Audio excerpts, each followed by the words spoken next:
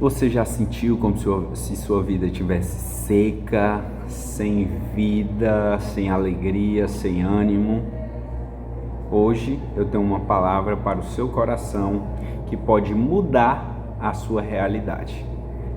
A palavra do Senhor, capítulo 7 de Crônicas, capítulo 7 de 2 Crônicas, versículo 14, diz o seguinte: E se o meu povo, que se chama pelo meu nome, se humilhar, orar e buscar a minha presença e se desviar dos seus maus caminhos, então ouvirei dos céus, perdoarei os seus pecados e sararei a sua terra.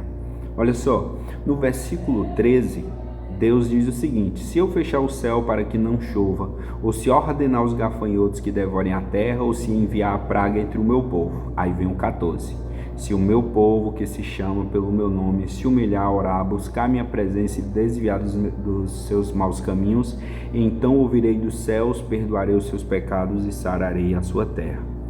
Às vezes a gente se sente assim porque o próprio Deus faz com que a gente se sinta assim, para que a gente veja que tem alguma coisa errada e a gente possa estar buscando a solução. E às vezes o problema não está nem na gente, está ao nosso redor, mas nós também precisamos tomar uma atitude quando este problema está ao nosso redor. O versículo 13 vai falar de um castigo que Deus está mandando sobre a terra. Se eu fechar o céu para que não chova, ordenar os gafanhotos que devorem a terra, ou enviar praga entre o meu povo, ou seja, o próprio Deus envia essas coisas sobre o povo quando o povo está distante dele, para que o povo retorne a ele. E às vezes nós, mesmo que a gente não tenha cometido nada, a gente começa a sentir essa pressão por causa do que está acontecendo ao nosso redor. O versículo 14 ele vai dar um direcionamento. Primeiro, se humilhar. Nós precisamos se humilhar, e às vezes essa humilhação não é só pelos nossos erros, é pelos nossos erros, pelos erros da nossa família, pelos erros da nossa nação. A gente vai ver os homens de Deus, Neemias, por exemplo, pedindo perdão pelos seus pecados, pelos pecados de seu pai, pelos pecados dos israelitas. Ou seja, precisamos se humilhar, orar e buscar a presença de Deus. E depois tomar uma atitude que é se desviar dos maus caminhos. Então Deus irá ouvir do céu, irá perdoar os pecados, irá sarar a terra e trazer refrigério. Ou seja, nós precisamos pedir perdão pelos nossos pecados de nossos filhos, pelo pecado de nossos pais e pelos pecados desta nação, pelo pecado dos nossos vizinhos, do nosso bairro, pelo pecado dos nossos irmãos na igreja. Nós precisamos pedir perdão pelos pecados de todos que estão ao nosso redor. Nós precisamos se humilhar, nós precisamos chorar, nós precisamos clamar a misericórdia, a graça, a cura que somente Deus pode nos dar.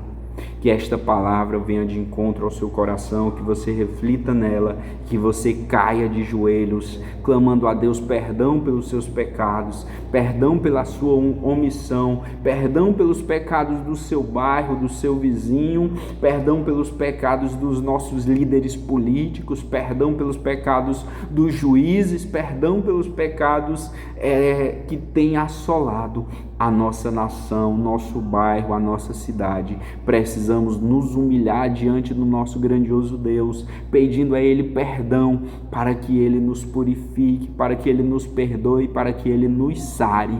Esse é o momento, a hora é agora. Deus nos chama para nos humilhar, para que Ele venha ouvir dos céus, perdoar os nossos pecados e sarar a terra. E Ele vai dizer mais nos versículos 15 e 16: os meus olhos estarão abertos e os meus ouvidos atentos à oração que se fizer neste lugar. Escolhi e consagrei este templo para que o meu nome esteja nele, para sempre os meus olhos e o meu coração estejam perpetuamente fixos nele.